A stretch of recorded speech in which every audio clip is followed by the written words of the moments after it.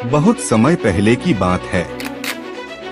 एक छोटे से गांव में रघु नाम का एक किसान रहता था। वह मेहनती था, लेकिन उसके मन में एक बुरी आदत थी। वह हमेशा शॉर्टकट अपनाने की कोशिश करता था। उसे मेहनत से अधिक जल्दी पैसा कमाने में दिलचस्पी थी।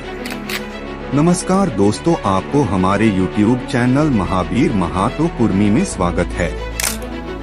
अगर आप चैनल में नए आए हो तो चैनल सब्सक्राइब करके वीडियो को एक लाइक कर देना। तो चलिए वीडियो शुरू करते हैं। गांव में बाबा महेश्वर नाम के एक संत भी रहते थे। वे अक्सर लोगों को नेक राह पर चलने की सीख देते थे। उन्होंने कई बार रघु को समझाने की कोशिश की, लेकिन वह उनकी बातों को मजाक में टाल देता। एक दिन रघु के खेत में बारिश कम होने के कारण अच्छी फसल नहीं हुई।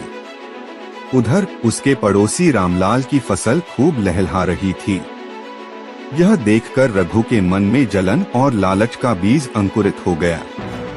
रघु ने सोचा, अगर मेरी फसल अच्छी नहीं हुई तो इसका मतलब यह नहीं कि मैं गरीब रहूं।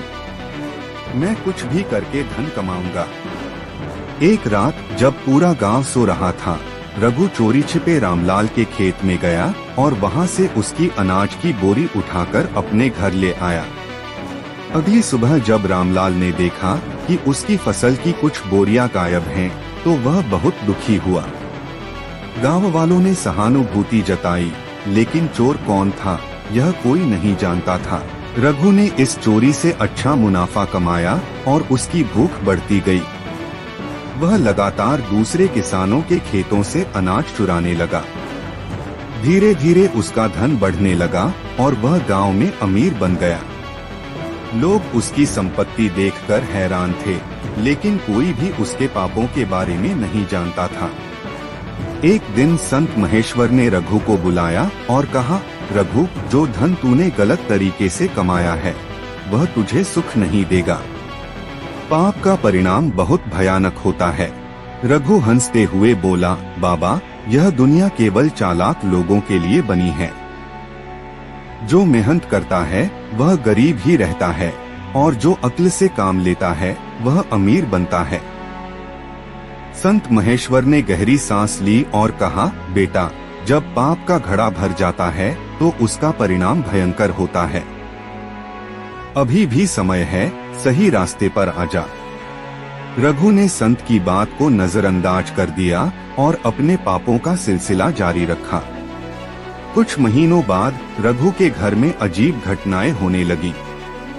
कभी रात में अजीब अजीब आवाजें आती, कभी उसकी अनाज की बोरियां खुद ही जल जाती। उसके पशु बिना किसी कारण मरने लगे। उसकी पत्नी और बच्चे बीमार पड़ने लगे। धीरे धीरे उसकी सारी संपत्ति नष्ट हो गई। उसने गांव के डॉक्टरों और तांत्रिकों से इलाज कराया, लेकिन कोई फायदा नहीं हुआ। आखिर में जब उसके पास कुछ नहीं बचा तो वह संत महेश्वर के पास गया और रोते हुए बोला, बाबा, मैंने बहुत पाप किए हैं, अब मुझे बचा लीजिए। संत महेश्वर बोले, अब पछताने से कुछ नहीं होगा। यह सब तुम्हारे कर्मों का फल है। पर अगर तुम सच्चे मन से प्रायश्चित करो और सभी से क्षमा मांगो तो ईश्वर शायद तुम्हें माफ कर दे। रघु ने गांव वालों के सामने जाकर अपने सारे पाप कबूल कर लिए और सबसे माफी मांगी। लोगों ने उसे माफ तो कर दिया, लेकिन उसकी पहले जैसी इज्जत कभी वापस नहीं आई। पाप का परिणाम हमेशा बुरा होता है। लालच और चोरी से जो धन कमाया जाता है वह ज्यादा दिन तक नहीं टिकता।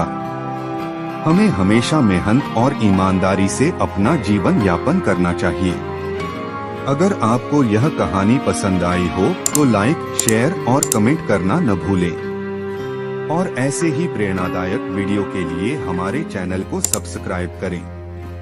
धन्यवाद।